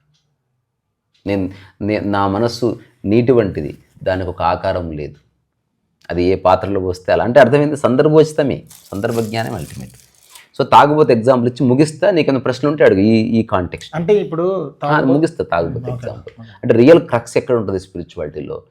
స్థితిని పొందడం అందరికీ సాధ్యమైంది. ప్రతి వ్యక్తి రోజులో ఒక్క క్షణమన్న జ్ఞానోదయాన్ని అనుభవిస్తున్నాడు, ఒక్క క్షణమన్న ఆత్మజ్ఞానపు స్థితిలో ఉంటున్నాడు, ఒక్క క్షణమన్న స్థితప్రజ్ఞా స్థితిని అనుభవిస్తున్నాడు, ఒక క్షణమన్న పూర్తి ధ్యానావస్థలో ఉంటున్నాడు, ఒక క్షణమన్న సమాధిని అనుభవిస్తున్నాడు, ఒక క్షణమన్న డ్యుయాలిటీకి బియాండ్గా అద్వైత స్థితిని అనుభవిస్తున్నాడు. ఎవ్రీడే ఎవ్రీ మనిషి. కానీ నిలబడతలేదండి. బాత్రూంలో అందరే యోగులే, అక్కడ నీవు ఉండవు, నేను ఉండను. మూత్రం పోస్తున్నప్పుడు స్వాపర భేదాలు ఏమి ఉండవు. నేను పోస్తున్నా గొప్పగా పోయాలన్న థాట్ ఉండదు అసలు. ఇప్పుడు దీనికి రిలేటెడ్గా ఒక ప్రశ్న. తాగబోద్దు పూర్తి చేయాలి. అది అది అది ఎందుకు పూర్తి చేయాలంటే అది ముగిస్తే నీకు ఓవరాల్గా ఒక పిక్చర్ వస్తుంది. రమణమ్మ ఎందుకు మరి అంత అంత అన్ని సంవత్సరాలు పట్టింది అంటే దీనికి పట్టింది అనమాట. అంటే నా తాగుడు మానేయాలి అన్న నాకు ఆలోచన వచ్చింది, పడిపోయింది. అది అవసరం లేదని తెలుసుకున్నబ్బా సంహవ్. తెలుసుకున్న తర్వాత ఇప్పుడు ఊర్లో ఎవరికైనా చెప్తే వాడు పెద్ద తాగుబోతురాడు, వాడెక్కడ మానేయాలి అంటే ఇతను ఏమాత్రం కన్విన్స్ చేయలేదు. ఎన్లైటన్మెంట్ అంటే ఎప్పుడు కన్విన్స్ చేయకపోవడం ఎవరిని, దాన్నే స్థితి అని పేరు. నేను తాగుడు మానేశాను అని చెప్పి ఊరుకున్నాను. రేపు చూద్దాం కదా, ఎల్లుండి చూద్దాం కదా. 6 నెలలు అయింది, సంవత్సరం అయింది, అతను తాగలే. ఇప్పుడు అతను ఏం చేస్తున్నాడు? మాటిమాటికి తాగుడు గుర్తొస్తుంది. మళ్ళీ తాగుడు మానేసినంత మాత్రం అది పోదు, ఒక ఆలోచనకు వస్తుంది నీ దగ్గరికి. ఇప్పుడు బాడీ వెళ్ళాలి కదా అందుకే కూర్చోవలసి వచ్చింది. ఇప్పుడు రమణ మహర్షి ఎందుకు కూర్చున్నా అంటే ఆలోచన వస్తుంది. ఇప్పుడు తాగవలసింది మనస్సు కాదు, శరీరమే. అనుష్ఠానం చేయవలసి వస్తుంది. ఇక ఈ శరీరాన్ని లేపేది లేదు. ఆలోచన వస్తే రానిపోని. సో ఆలోచన ఇప్పుడు తాగుడు మానేసిన మనసులో తాగుడు నడుస్తుంటుంది. ఎవరికైనా ఒక అమ్మాయిని మర్చిపోవాలనుకున్నావు, నిర్ణయించుకున్నావు, అయినా రేపు మధ్యాహ్నం గుర్తు రావచ్చు. కానీ మొట్టమొదటిసారి స్పందన లేకుండా ఉంది అంటే ఆలోచనతో నువ్వు అసోసియేట్ కాకుండా ఊరికి ఎట్లా ఉన్నావు. ఇప్పుడు చిన్నపిల్లవాడు 2 రకాలుగా తల్లి ప్రవర్తిస్తుంది. ఒకటి, వాడు చాక్లెట్ మమ్మీ అని ఏడిస్తే వెంటనే చాక్లెట్ ఇవ్వడము. రెండోది, నువ్వు ఏడ్చి గీల పెట్టినా వాడు చాక్లెట్ ఇవ్వకపోవడం. ఆ స్థితి ఉంటుంది కదా. అనుకుంటే అమ్మ స్పందించకుండా వాడి బట్టలు చింపుకుని అసలు తల తిప్పి చూడదు. యోగి లక్షణం అది. ఆలోచన వచ్చి ఇబ్బంది పెడుతున్న వాడు కదలలేదు. ఒక 2-3 సంవత్సరాల్లో అసలు ఆలోచన రావడం లేదు, అయినా వెయిట్ చేస్తున్నాడు. నీకు తాగుడనే విషయం గురించి చెప్తున్నా. ఆ తర్వాత నెక్స్ట్ వెళ్ళి తాగుబోతుల మధ్య ఉన్నాడు. టెస్టింగ్ నడుస్తుంది. అంటే పూర్తిగా పోయిందా లేదో తెలుసుకోవాలి కదా. మళ్ళీ ఆలోచన వస్తుందా, మళ్ళీ కూర్చున్నాడు, మళ్ళీ వెళ్ళి మళ్ళీ కూర్చున్నాడు. ఉంది ఇంకా అది. ఆ తర్వాత ఒక 5-6 సంవత్సరాలు అయింది. చిన్న ఆలోచనే చూడు, అంటే దాన్ని కంప్లీట్ వినాశనం, వెళ్ళిపోవాలి మూలంతో సహా. అది నువ్వు అనుకుంటే జరగదు, ప్రాక్టికల్గా నీకు తెలియాలి. ఇప్పుడు అతను వెళ్ళి బార్ అండ్ రెస్టారెంట్లోనే పనిచేశాడు కూడా, అయినా అతనికి ఒక్కసారి కూడా తాగుడన్న ఆలోచన రాలేదు. అది ట్రయల్ అండ్ టెస్ట్ అయిపోయిన తర్వాత అక్కడి నుంచి బయటపడ్డాడు అంతే. ఇప్పుడు ఇతను ఏమి చెప్పకముందే ఆ ఊరోళ్ళందరూ వచ్చి తాగుడు మానేయాలనుకున్న వాళ్ళతో ఇతను కాళ్ళు మొక్కారు. ఓకే. ఎలా చేసావురా నువ్వు అసలు? అంటే అతని స్థితే నిజమైన టీచింగ్. అప్పుడు అతను చెప్పిన ఉత్తి సూక్తులు అయితే తాగుడు మానేసిన ఆలోచనలు వస్తాయి. నేను అప్పుడు దాన్ని పట్టించుకోలేదు. మొదటి స్టెప్. నెక్స్ట్ తాగడం మానేస్తారు కదా ఈరోజు. రేపు మధ్యాహ్నం ఆలోచన వస్తుంది. వచ్చినప్పుడు కదలకుండా ఒక చోట కూర్చోండి. కాసేపు ఆలోచన దాడి చేసి వెళ్ళిపోతుంది, మళ్ళీ రాదు. ప్రయోగం చేసి చూడండి. ఇదే సాధన అంటే. ఆలోచన వచ్చినప్పుడు లేచిపోయి ఇంకా అయిపోయింది, మళ్ళీ స్టార్ట్. నేను అంటున్నది జ్ఞానోదయపు యొక్క స్థితి అందరికి కలిగితే, జ్ఞానోదయం నాకు ఇప్పుడు ఎవరితో నాకు బంధం లేదు అని ఇప్పుడు నా టాక్ ద్వారా ఒకటి రియలైజేషన్ వచ్చింది. అంత మాత్రం చేత నిలబడదు అది. జ్ఞానోదయం అయింది, నిలబడాలంటే టైం పడుతుంది. రియల్ మ్యాజిక్ జ్ఞానోదయం అవడంలో లేదు, అది నిలబడడానికి టైం పడుతుంది. అంటే ఇప్పుడు మనం మాట్లాడుతున్నప్పుడు ఒక జ్ఞానోదయం 100% అవుతుంది, ప్రతి ఒక్కరికి అవుతుంది. జ్ఞానోదయం కావడం అంటే అది తక్షణ జ్ఞానోదయం ఉంది. ఇప్పుడు నిలబడడానికి టైం పడుతుంది. 4 ఏళ్ల తర్వాత మళ్ళీ అనుకోకుండా వీడు పోయి తాగిండంటే తాగడా ఇంకా? ఇప్పుడు అది పూర్తిగా ఆలోచన పోయిన తర్వాత అతను గ్లాస్ పట్టుకున్న అతనికి దాని పట్ల వ్యామోహం కానీ, దాని రెప్యుటేషన్ కానీ, అది అలవాటుగా కానీ ఏ విధంగానూ అది ఉండదు. తాగితే కూడా ఉండదు. అసలు తీసుకోడు. అది ఎప్పుడు తీసుకుంటాడు? డాక్టర్ కనుక ఇది లేకపోతే చచ్చిపోతావు, ఇది ఒక మెడిసిన్ అనుకుంటే తాగుతాడే. కానీ తను మత్తు కోసము, తనను తాను తృప్తిపరచుకోవడం కోసము ఇక ఏ చేష్ట చేయబడదు. ఇప్పుడు అనిపించింది అనుకో పోయి లేచిపోయిన తర్వాత ఇంకా మళ్ళీ స్టార్ట్ కదా. అంటే మళ్ళీ స్టార్ట్ అంటే మళ్ళీ అయిపోయింది. You succumb to it. అంటే ఇప్పుడు నేను ఏమంటానంటనా, ఇప్పుడు తాగుడు నాకు అలవాటు ఉంది, అది ఎగ్జాంపుల్గా చెప్పాను. ఈ తాగుడు అనే ఫ్యాక్టర్ బయట నుంచి వచ్చింది కదన్నా మన అందుకే ఎగ్జాంపుల్గా చెప్పిన. ఇక్కడ తాగుడు అంటే ఒక అర్థమవుతుంది. తాగుడు మానేయడం ఈ క్షణం మన ముగ్గురం మానేద్దామరా అనుకోవచ్చు, మనం మానేసాం కదా. ఒకవేళ కానీ ప్రకృతి నేను మళ్ళీ ఫస్ట్ ఆ ఎగ్జాంపుల్ పట్టుకో. అంటే వాట్ హ్యాపెన్స్ అనేది అర్థం చేసుకుంటే అది నీలో మిగతా అన్ని విషయాలు ఎంతవరకు జరిగిందో తెలుసుకోవచ్చు. ఇప్పుడు తాగుడు పడిపోవడం అనే చోట ఆధ్యాత్మిక పరంగా కర్తాభావన పడిపోవడం అనేది ఒకటి తీసుకో, అంతే లెక్కలో. కర్తాభావన తాగుబోతుకి మాటికి తాగుడు ఆలోచన వచ్చినట్టు కర్తాభావన మాటికి వస్తూ ఉంటుంది. ఖచ్చితంగా వస్తుంది. ఎవరు చేశారు? నేను చేశాను. నేను అన్నది వ్యవహారికంగా వాడావా, నిజంగా నేనున్న భావనలో వాడుతున్నావు, నీకు తెలుస్తుంది. నీ జ్ఞానోదయం అయితే నేను అన్నది వ్యవహారికంగా వాడవలసిందే. నేనన్నది లేదు, కానీ అది మాట్లాడకపోతే, ఆ పదం ఉచ్చరించకపోతే కన్ఫ్యూజన్ బయలుదేరుతుంది. అంటే ఇప్పుడు తింటున్న తిండి శరీరం కోసం తింటున్నాం కదా, అక్కడ కూడా నేనేం లేదు కదా. లేదు. సెక్సువల్గా కూడా నేను లేదు కదా. లేదు. కర్తాభావన ఉండదు, పని ఉంటుంది. కర్మలాగా చేయబడుతుంది. ఇప్పుడు ఉదాహరణకు నేను వంట చేస్తున్నా, తినడం ఈ శరీరం నిలబడాలి కాబట్టి వంట చేయబడ్డది. కానీ నేను వంట చేసినా అని చెప్పుకో అంటున్నా గొప్పలు. ఓకే, అది పడిపోతుంది. సో పని ఇంతకుముందు ఏం చేసినావో ఇప్పుడు అదే చేస్తావు. There is no difference. జ్ఞానోదయం కోసం ఏది త్యాగం చేయవలసిన అవసరం లేదు. కర్తాభావన ఒక్కటి పడిపోతే అసలు త్యాగం ఎక్కడిది? జ్ఞానోదయం కావడం ఓకే, కానీ దాన్ని నిలబెట్టుకోవడానికి సాధన ఎన్ని రోజులు పడుతుంది? అది టైం, నీ స్థితి, మళ్ళీ ఆలోచన నీకు తెలుస్తుంది. ఇప్పుడు వేరే వాడికి తెలియదు. ఇది ఒక్కటి గురువుకి తెలుస్తుంది, వాడికి తెలుస్తుంది. ఎందుకంటే గురువు ఆ స్థితి నుంచి బయటకు వచ్చిన వాడు కాబట్టి. ప్రపంచపు విషయాల్లో నుంచి అంటే వ్యసనాలు కానీ అవి కానీ అది ఎగ్జాంపుల్ మాత్రమే. అసలు జ్ఞానోదయానికి వ్యసనానికి సంబంధం లేదు. కర్తాభావన ఉందా లేదా అదొక్కటే చెక్ చేసుకో. ఎందుకు? మన జ్ఞానోదయం అన్నది నువ్వు ఒక మంచి పర్సన్ మార్చడానికి కోసం లేదు, జీవన్ముక్తి గురించి మాత్రమే ఉంది. అంతే. ఇప్పుడు సమాజంలో అన్ని రకాల బ్యాడ్ హ్యాబిట్స్ ఉండి మంచి వ్యక్తులుగా, మంచి సిటిజన్స్గా ఉండి అవార్డ్స్ తీసుకుంటున్న వాళ్ళు ఉన్నారు. But they may not be enlightened. ఇంకా కర్తాభావన ఉండి ఉండొచ్చు. కర్తాభావన వల్ల వచ్చే నష్టం ఏమిటంటే ఖచ్చితంగా బాధ, ఖచ్చితంగా మిజరీ, ఖచ్చితంగా ప్రతిస్పర్ధ, ఇవన్నీ ఉంటే అవే మనిషికి లేకుండా చేయాలి. అసలు కర్తవు నీవు కాదు అని తెలుసుకోవాలంటే ఏంది? ఇది ఎట్లుందంటే సముద్రంలో ఒక ఫ్లవర్ వేస్తే నదిలో ఆ ఫ్లవర్ కొట్టుకుపోతుంది. 2 వ్యాఖ్యలు ఉన్నాయి. నేను చూసినవి ఎట్లా కొట్టుకుపోతున్నా అంటది ఒక ఫ్లవర్. రెండో ఫ్లవర్ అంటది లేదు నది కొట్టుకుపోతుంటే నేను దాంతోపాటు కొట్టుకుపోతున్నా అంటది. ఇది కర్తాభావన లేని స్థితి. రెండూ కొట్టుకుపోతూనే ఉన్నాయి, కానీ ఒకటి వ్యాఖ్య మారింది. ఆ మారిన వ్యాఖ్య నిజమా కాదా చెక్ చేసుకోవడానికి టైం పడుతుంది. ఇప్పుడు కొంతమందికి నేను రమణ మహర్షిని చూస్తున్నాగా ఆ క్షణం ఇట్లా పడిపోయినా అవన్నీ ఆలోచనల వల్ల కలిగినవి. అంటే రమణ మహర్షి గురించి ఏమీ తెలియని వాడికి రమణ మహర్షిని చూసినప్పుడు ఏ భావన కలగకపోవచ్చు. నేను ఆ ఫోటో చూసినప్పుడు అట్టే చూసుకుంటా పడిపోయినా అయ్యుండొచ్చు. అంటే అప్పుడు ఓన్లీ జ్ఞానోదయమైన స్థితే కానీ ఆ సాధన మిగిలి ఉంటుంది. మళ్ళీ నెక్స్ట్ టైం పడుతుంది ఖచ్చితంగా. ఎందుకు పడుతుంది? నిలబడుతుందా లేదా చెక్ చేసుకోవాలి కదా. పడిపోయినా నేను లేచి కూర్చున్నా అప్పటిసంది నాకు ప్రపంచం కొత్తగా అనిపించింది, నేను ఎవరేమని లేకపోయినా. ఒక్కటబ్బా, నిజంగా జ్ఞానోదయమైన వ్యక్తిని ఎట్లా గుర్తుపట్టవచ్చు అంటే అతను మామూలుగానే ఉంటాడు అంతే.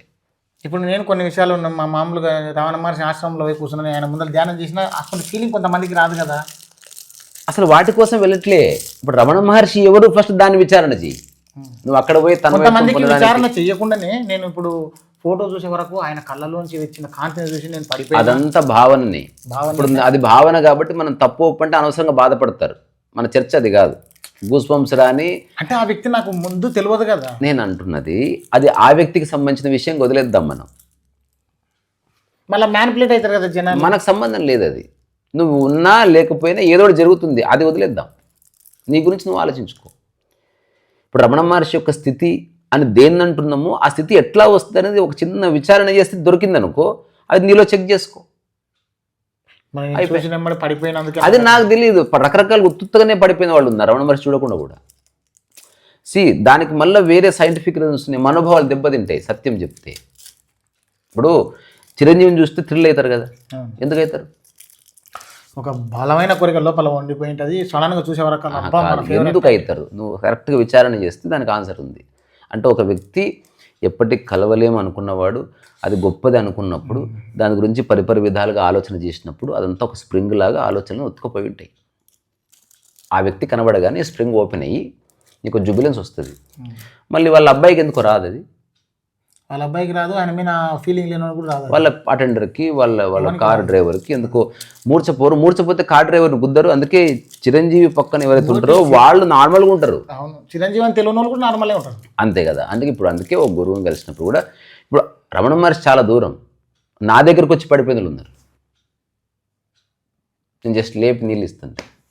ఇట్ రమణ మహర్షి చుట్టూ ఒక చిన్న గంభీరమైన వాతావరణం తయారైంది బికాజ్ ఆఫ్ ఆశ్రమ్ సెటప్. నా దగ్గర ఆ చెత్త కూడా లేదు. అందుకని 3వ రోజు నార్మల్ అయిపోతుంది నన్ను చూస్తే. నన్ను ఇప్పుడు మాట్లాడు. ఇప్పుడు you have a right mind.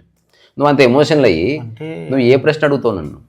నేను ఫోన్ లిఫ్ట్ చేస్తే ఏడ్చిన వాళ్ళు ఉన్నారు. అంటే వాళ్ళ భావన ఏంటి? ఇతను అందుబాటులో లేడు, ఇతను ఒక జ్ఞాని, ఇతను మనం ఫోన్ చేస్తే కలవడు, ఎవరో ఫోన్ చేస్తారు, ఎవరో మాట్లాడాలి, వెయిట్ చేయాలి, ఇవన్నీ ప్రపంచంలో ఉన్నాయి కదా. అదంతా వాడు అనుకున్నాడు. అది ఎప్పుడైతే బ్రేక్ అయిందో వాడు ఆశ్చర్యపోతున్నాడు. శరీరంలో ఉన్న సంవేదనలకు నేనుకేం సంబంధం లేదైతే. అస్సలు సంబంధం లేదు. మనసు వల్ల శరీరం రియాక్ట్ అవుతుంది. ఒక్కొక్కసారి నువ్వు మంచిగా ఆరోగ్యంగా జిమ్ చేస్తున్నప్పుడు కూడా హఠాత్తుగా వచ్చి మీ అమ్మ చచ్చిపోయిందంటే నువ్వు కొలాప్స్ అయిపోవచ్చు. అంటే ఆ థాట్కి అంత పవర్ ఉంటుంది. ఎంత ఫిట్నెస్. అందుకని ఆధ్యాత్మికత అంటే థాట్నే లెక్కలోకి తీసుకోకపోవడం, తద్వారా అన్ని నార్మల్గా ఉంటాయి. నేను నా పుస్తకంలో రాసిన మాట, ఈ మొత్తం విశ్వంలో మనసు అనే దాన్ని ఒక్కటి పక్కకు తీసేసి అంతా బాగానే ఉంది. శరీరం అంతే. అంటే ఎదురుగున్నది నీవు, ఈ రెండు ఉన్నాయి. సో దానిగా చూస్తే మనసు లేదు. దాన్ని గొప్పగా చూసినా మామూలుగా చూసినా మనసు వచ్చేసింది. దాన్ని నాదనుకుంటే మాయ పుట్టింది. నాదనుకున్న తర్వాత అటువంటిదే వేరే వాళ్ళ దగ్గర ఉంటే ఈర్ష్య పుట్టింది. సో నాదనుకున్న తర్వాత నాకంటే గొప్పగా ఎవరి దగ్గర ఉంటే ద్వేషం పుట్టింది. నాదనుకున్నది పోతని తెలిస్తే భయం పుట్టింది. సో నాదనుకున్నది ఎప్పటికీ నా దగ్గరే ఉండాలనుకుంటే వ్యామోహం పుట్టింది, పొజిటివ్నెస్ పుట్టింది. ఆ తర్వాత నాదనుకున్నది ఒక్కడి దగ్గరే ఉందనుకుంటే గర్వం పుట్టింది. ఈ నా అన్నది ఒక్కటి లేవనుకో ఇవేవి లేవు.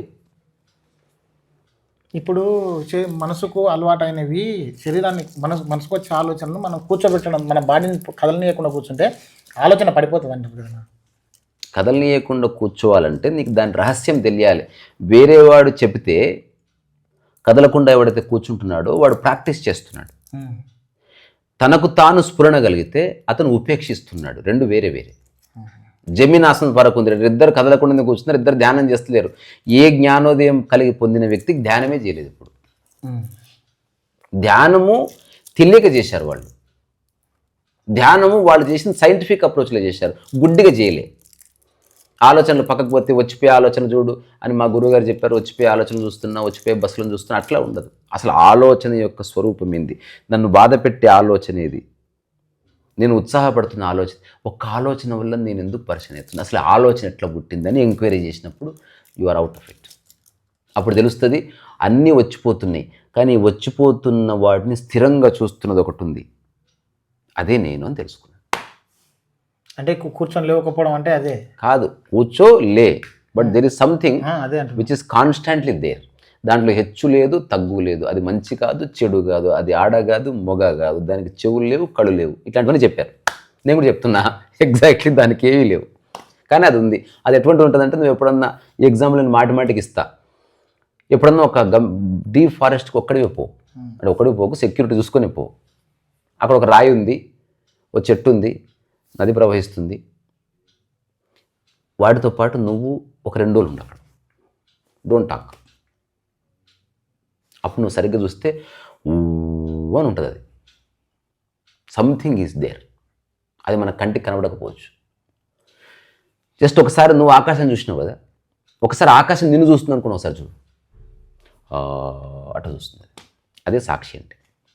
అంటే జడ్జిమెంట్ లేకుండా చూసే చూపు సాక్షి, అభిప్రాయం ఏర్పరచుకోకుండా చూసే చూపు సాక్షి. అదే ఆకాశ స్థితి అంటే ఏందనుకున్నావు? అభిప్రాయం ఏర్పరచుకోకుండా, జడ్జిమెంట్ లేకుండా, పోల్చుకోకుండా, యథావిధిగా ఉన్నది ఉన్నట్టు, కల్పనలు లేకుండా చూసే చూపు అనమాట. ఇప్పుడు అందుకే భగవంతుడు అందరిని ఒకేలా చూస్తాడంటే అర్థం తెలుసా? అభిప్రాయాలు ఏర్పరచుకోడు. అంటే ఇప్పుడు నేను చెప్పిన నిర్వచనం పరమాత్మకే సెట్ అవుతుంది, ఇంకా దేనికి సెట్ కాదు. లేదా గురువుకి సెట్ అవుతుంది. గురువు కూడా పోలికలు ఉండవు, కల్మషం ఉండదు, నా ఉండదు, నిరాకారం. అంటే ఏది ఉందో అది ఉంది. అందుకే గురువు దగ్గర ఉన్న వాడికి ఏమనిపిస్తుంది అంటే, నేనే గురువుకు ప్రత్యేకం అన్నట్టు అనిపిస్తుంది ప్రతి ఒక్కరికి. గురువు అందరినీ అలాగే ట్రీట్ చేస్తాడు. బేసికల్గా వంట చేస్తున్నప్పుడు వంటవాడితో ఉంటాడు, వంట అయిపోగానే వాడిని మర్చిపోతాడు అంతే. పుస్తకం రాస్తుంటే పుస్తకం సహాయం చేసేవాడితో ఉంటాడు, వీడు లేకపోతే నా పని నడవదయా, ఆ పుస్తకం అయిపోగానే వాడిని చదువుతుంటాడు అంతే. అసలు ఎవరితో పని లేదు ఆయనకి.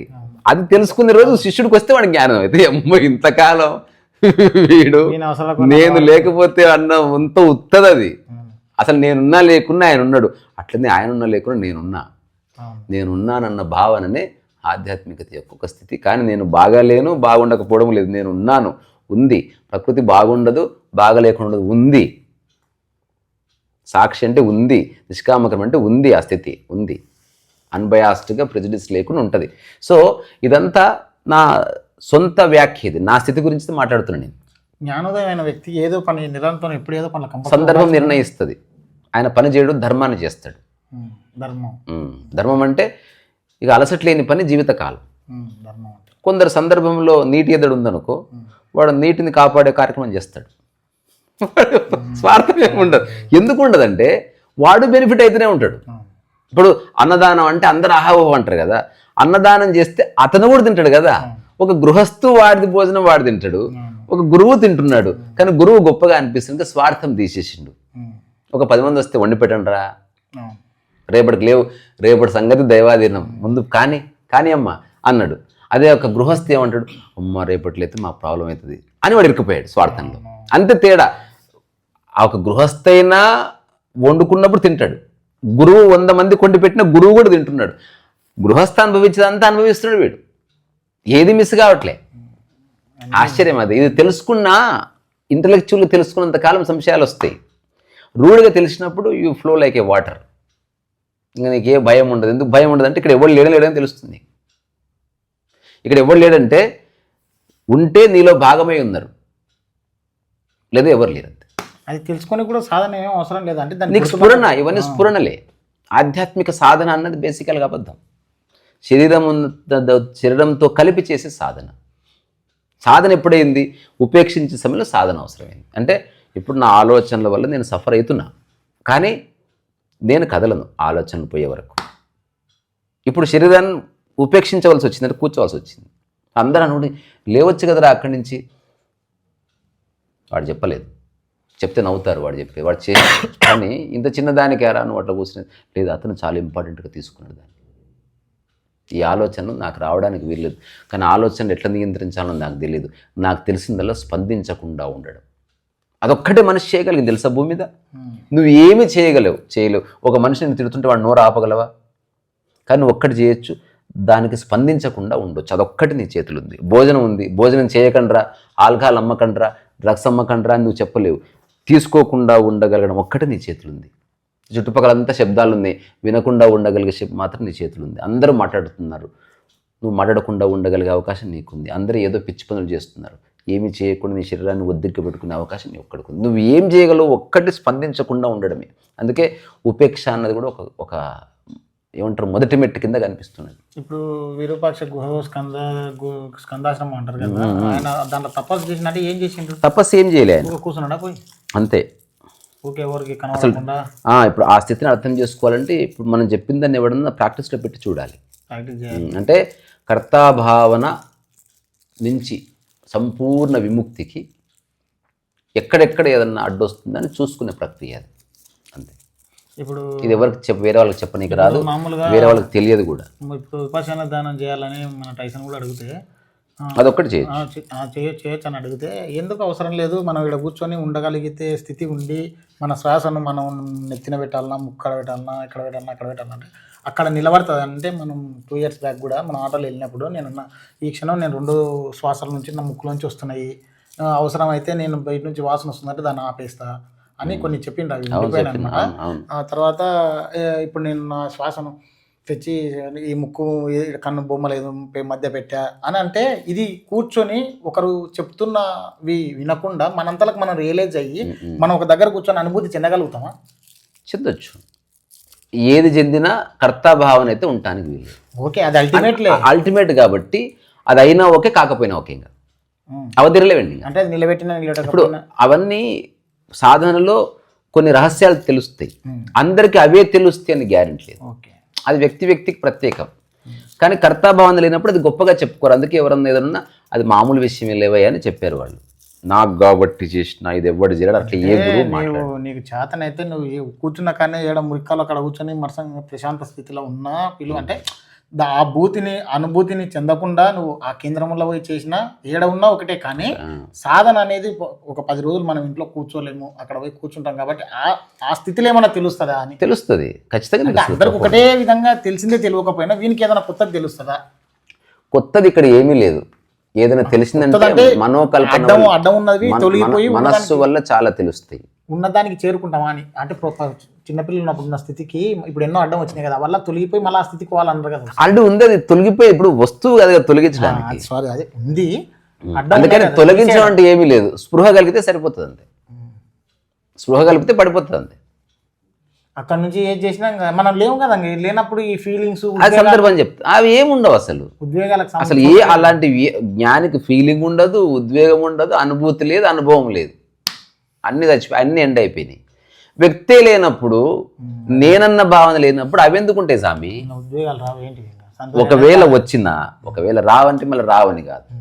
లిబరేషన్లో ఉన్నవాడు, లిబరేషన్ అంటే కంప్లీట్ విముక్తి కదా, వాడు తీటలేస్తే పోయి బానిస కూడా ఉంటాడు అవసరమైతే. అదే లిబరేషన్ అంటే. ఇప్పుడు డబ్బు నీది అనుకుంటే ఏమైనా చేస్తావు కదా, అట్లా తను అనుకుంటే ఏమైనా చేయగలడు. సందర్భం వల్ల సంకల్పం చేస్తాడు, ఎందుకంటే మనస్సు యొక్క రహస్యం తెలిసినవాడు కాబట్టి. అది తన ఛాయిస్ అది. సో జ్ఞాని అనంతంగా పని చేయవచ్చు, ఏ పని చేయకుండా కూడా ఉండొచ్చు. కానీ ఈ ఇద్దరికి కర్తాభావన లేని కారణంగా అనుభవించే స్థితి ఒకటే. కానీ సమాజంలో వాడు గొప్పగా అనిపిస్తాడు, వీడు వేస్ట్ అనిపిస్తాడు. ఆ సమాజం యొక్క దృష్టి కాబట్టి సంబంధం లేదు. అయితే ఇప్పుడు మొత్తానికి మనం ఫస్ట్ ఎత్తుకున్న అంశం ఏంది? సర్వము ఈశ్వర కార్యమే కాదా అంటే అనుకున్నోనికి అయినట్లు అప్పుడు ఈశ్వరుడు అంటే ఎవరు? రూపమా? మళ్ళీ నెక్స్ట్ వస్తుంది విచారణలో. ఇప్పుడు విచారణలో ఈ ప్రశ్న కూడా వస్తుంది ఖచ్చితంగా. ఎందుకంటే ఇంతమంది నమ్ముతున్నప్పుడు ఈశ్వరుని నువ్వు ఎట్లా నమ్మవు? అప్పుడు రూపంగా చూస్తున్నావా, నిరాకారంగా చూస్తున్నావా అన్నది రియల్ క్వశ్చన్. అంటే లక్షణంగా చూస్తున్నావా, లేదా ఒక వ్యక్తి ఆకారంగా చూస్తున్నావా? ఆకారం అనేది ఫెయిత్. అంటే వాడు ఆట చూసి ఆగుతాడు. అందుకే మాటికి టెంపుల్కి వెళ్ళాలి, ఆకారాన్ని చూడాలి. లక్షణాన్ని పట్టుకున్నాం అనుకో. ఇప్పుడు దైవ లక్షణం ఏమిటి? విచారణలో భాగం. అంటే భేదభావము లేని ఒక చూపు, దానికి కరుణ అని పేరు. అంటే కరుణ అంటే నీవు నేనని లేకుండా, వాడు వీడని లేకుండా అట్లా ప్రజెంట్గా చూడడం అనమాట. అందుకే కరుణతో ఎవరిని చూసినా ఎప్పుడన్నా మీరు ఒక ప్రయోగం చేయండి, నువ్వు కూడా చేయండి.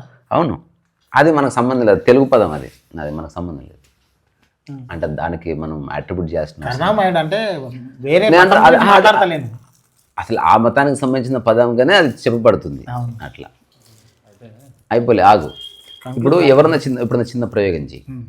ఇప్పుడు నువ్వు ఎప్పుడన్నా దేనన్నా చూసినప్పుడు భేదభావంతో చూస్తున్నావా, ఎక్కువ తక్కువగా చూస్తున్నావు అంటే మనసు దూరితే ఎక్కువ తక్కువ చూస్తావు. అబ్బా భలే ఉంది అంటే మనసు వచ్చేసింది, లేదా జస్ట్ ఉంది అంతే, అది భలే లేదు, భలేగా లేకుండా ఉండడము లేదు.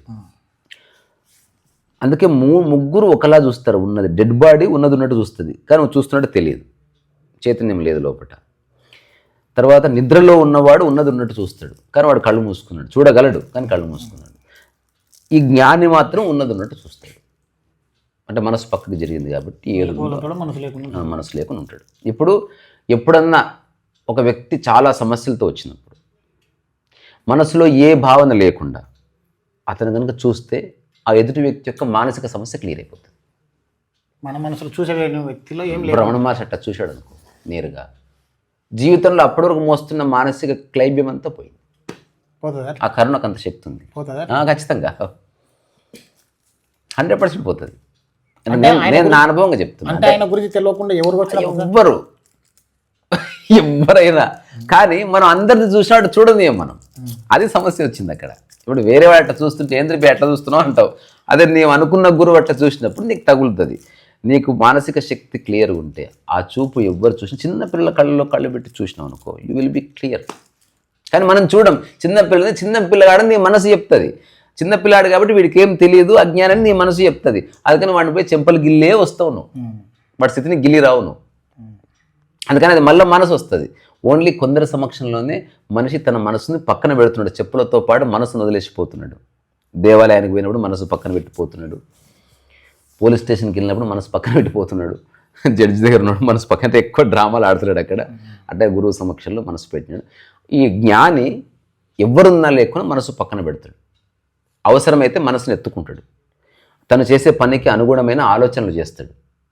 వేరే ఆలోచనలు ఆ పని కోసం తరుగుతుంటే తరిగే ఆలోచన, రాస్తుంటే రాస్తే ఆలోచన, నడిస్తే నడిచే ఆలోచన, ఫలితం లేదే. ఇప్పుడు ఈ సముద్రంలో ఈ నీళ్లు తీసి ఇందులో పోస్తే ఇంకా ఫలితం ఎక్కడిదబ్బా, కానీ ఊకే పోయాల్సి వచ్చింది కాబట్టి పోస్తుంటాడు అంతే. ఇప్పుడు నేను మొన్న క్వశ్చన్ చెప్తే అంటే ఇట్లా కూడా ఆలోచిస్తానంటే ఇట్లనే ఆలోచిస్తాను నేను, ఉన్నది అదే కాబట్టి. ఇప్పుడు ఫోన్ పోయిందంటావు కదా, నువ్వు సరిగ్గా చూడు, ఉంది అది నీ దగ్గర లేదంతే. అది జ్ఞానం అంటే అది. ఇప్పుడు ఉంది కాబట్టి ఇంక బాధపడకు, ఇక్కడ ఏది పోతలేదు, నీ దగ్గర నుంచి పోతే బాధ అవుతుంది. ఫోన్ పోయిందని బాధపడతలేవు, ఫోన్ నా దగ్గర లేదని బాధపడుతున్నావు. ఇది తెలుసుకో, ఫోన్ ఉంది ఎక్కడో ఒక చోట కదా, వెతుకుదాం, మనం ఏం మాట్లాడుకుంటున్నాం అని మళ్ళీ మొదటి అది ఎక్కడుందో చూడండి అన్నాడు తప్ప ఈషన్ మాత్రం కూడా బాధ లేదు. ఎందుకంటే అది ఉన్నప్పుడు బాధ ఎందుకు? అది ఫోన్ కూడా దాంట్లో మనకు సంబంధించినవి ఉన్నాయి, విలువైనవి ఉన్నాయి అని ఎక్కడైనా ఉంది కదా. అది ఇప్పుడు సమస్య అంతా నా అధీనంలో ఉండాల్సింది ఎటో పోయిందని నాకు మళ్ళీ ఇబ్బంది వచ్చింది, మళ్ళీ కర్తాభావం వచ్చింది. అందుకని నేను కొన్ని సంవత్సరాల తర్వాత నేను తెలుసుకున్నది, నువ్వు ఎన్ని సాధనలు చేస్తావు, ఎన్ని గంగలు మునుగుతావు, ఎంతమంది గురువులను కలిసినావు, ఎన్ని పుస్తకాలు చదివినావు, అంత ఇర్రెలవెంట్. ఒక్కటే రెలవెంటు, కర్తాభావన ఉందా, నీకేం అర్థం కాలేదు, కర్తాభావన పోయిందా, you have understood something very remarkable, అది చెప్పలేకపోవచ్చు. రెండవది, పోల్చుకుంటున్నావా, నీకేం అర్థం కాలేదు, పోలిక పోయిందా, something you have understood very deeply. ఉన్నది ఉన్నట్టు చూస్తున్నావా, నీకేదో రహస్యం అర్థం. పోలిక పోవాలంటే కూడా సాధన అవసరమా? అవసరం లేదు, పోల్చుకోవాల్సిన దాంతో పోల్చుకో, పోలిక వెళ్ళిపోతుంది. అంటే పోల్చుకోవాల్సింది ఏంది? ఉదాహరణకి నువ్వు డబ్బు సంపాదించాలనుకున్నావు, నీ బామ్మరితోనో తమ్ముడితోనో పోల్చుకోకుండా ప్రపంచంలో ఎవరి దగ్గర అత్యున్నతమైన డబ్బు ఉందో వాళ్ళతో పోల్చుకో. అప్పుడు నీ మైండ్ చెప్తుంది ఎప్పటికీ నువ్వు సాధించలేవు అంటది, అట్లా పోలికెళ్ళిపోతుంది. అంటే మనం బియాండ్ ఉండాలి చాలా. ఆ బియాండ్ అది కనిపిస్తుంది కదా. ఇప్పుడు ప్రపంచంలో ఎక్కువ డబ్బు ఎవరి దగ్గర ఉంది? అలన్ మాస్క్ అంతా సంపాదించాలి అనుకో, అప్పుడు నీ మైండ్ ఏం చెప్తుంది? ఆయన కంటే ఎక్కువ సంపాదిస్తామని చెప్తుంది. నువ్వు సరైన దాంతో పోల్చుకుంటే నీ మైండ్ చెప్తుంది నీకు అది సాధ్యం కాదని చెప్తుంది. ఒక్కడన్నా సినిమా హీరోయిన్కి లైన్ వేస్తాడా పోయి? అనుష్క శెట్టి పక్కన ఉంటే ఐ లవ్ యూ అని చెప్తారా? భయం వేస్తుంది. తన హైట్ చూసి తన అందం చూసి నా స్థాయి ఇది కాదని నీ మైండ్ చెప్తుంది. అది ఓన్లీ తన పట్ల తనకి ఏ ధారణ లేనివాడు ఏమైనా చేయగలడు. మన స్థాయి మనకి ఎట్లా తెలుస్తుంది? నీ మైండ్కి మొత్తం తెలుసు. నువ్వెవడు ఇప్పుడు నువ్వు ఒక కారు కొనాలనుకుంటే నీ మైండ్ ఏమైనా బెంజ్ కారు కొనమని చెప్తాను అనుకునేది. అది తీసుకుపోయి మారుతి కాడ అవతలంతో ఎందుకు పోల్చుకుంటుంది అది? నీకు పరిచయం ఉన్న వాళ్ళతో పోల్చుకుంటే ఆ నా అన్న భావన తృప్తి కలుగుతుంది. నీకు పరిచయం లేని వాడితో మైండ్ పోల్చుకొనియదు. ఇప్పుడు నాకు ఎవరు లేరని తీసేయడమే నేను లేనని చెప్పి ఆ తర్వాత సంగతి నేను చెప్తాను. రకరకాల ఆస్పెక్ట్స్ ఉన్నాయి ఇందులో. ఇవన్నీ విచారణలో వస్తాయి, ఖచ్చితంగా వస్తాయి. అంటే పండోరా బాక్స్ ఓపెన్ చేస్తే చాలా తీగలు బయటకు వస్తాయి.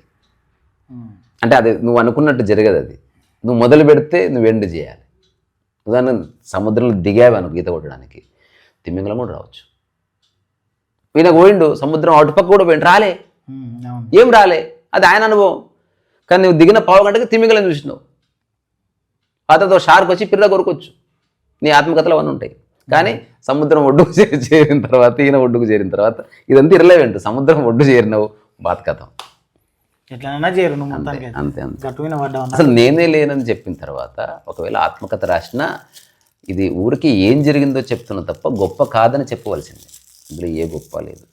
తెలియక అట్లా అనిపించింది నాకు, తెలియక నేను అట్లా పొగడతకు లొంగాను, తెలియక నేను వీటి గురించి ఆరాటపడ్డాను. తెలిసిన తర్వాత అవన్నీ ఉన్నాయి, కానీ అప్పుడు వాటి పట్ల ఉండే తాదాత్మ్యత కానీ ఎమోషన్ కానీ ఇప్పుడు లేదు లేదు లేదని ఒక డిక్లరేషన్ ఉంటుంది అంతే ఒకవేళ ఆత్మకథలో. సో ఆ పాయింట్ ఆఫ్ వ్యూలో ఒక యోగ ఆత్మకథ అన్నది అది వేరే టైప్ ఆఫ్ ఆత్మకథ, అది ఆధ్యాత్మికతకు సంబంధించింది కాదు. అందుకని రమణ మహర్షి ఎవరు అడుగుతారో అంటే ఏ గురువు అయినా 3 రకాలుగా సమాధానాలు ఇస్తాడు. ఇది చివరి వ్యాఖ్య. మళ్ళీ అందుకని నువ్వు చదువుతున్నప్పుడు కూడా తెలుస్తుంది భవిష్యత్తులో. ఒకటి, ఒక వ్యక్తి అడిగిన ప్రశ్నకు జవాబు అది వేరే వాడికి పనికిరాదు, అది ఆ వ్యక్తికి ప్రత్యేకం. రెండవది గుంపుకి ఇచ్చే జనరల్ సమాధానం. మూడవది అసలు ఎవ్వరు లేనప్పుడు తాను చెప్పిన మాట. అదొక్కటే ప్రపంచానికి ఉపయోగపడ, అదొక్కటే సత్యానికి దగ్గర ఉంటుంది. మిగతావి మనకు ఉపయోగపడకపోవచ్చు, జనరల్గా చెప్పింది ఉపయోగపడకపోవచ్చు. జనరల్ మెడిసిన్ అది.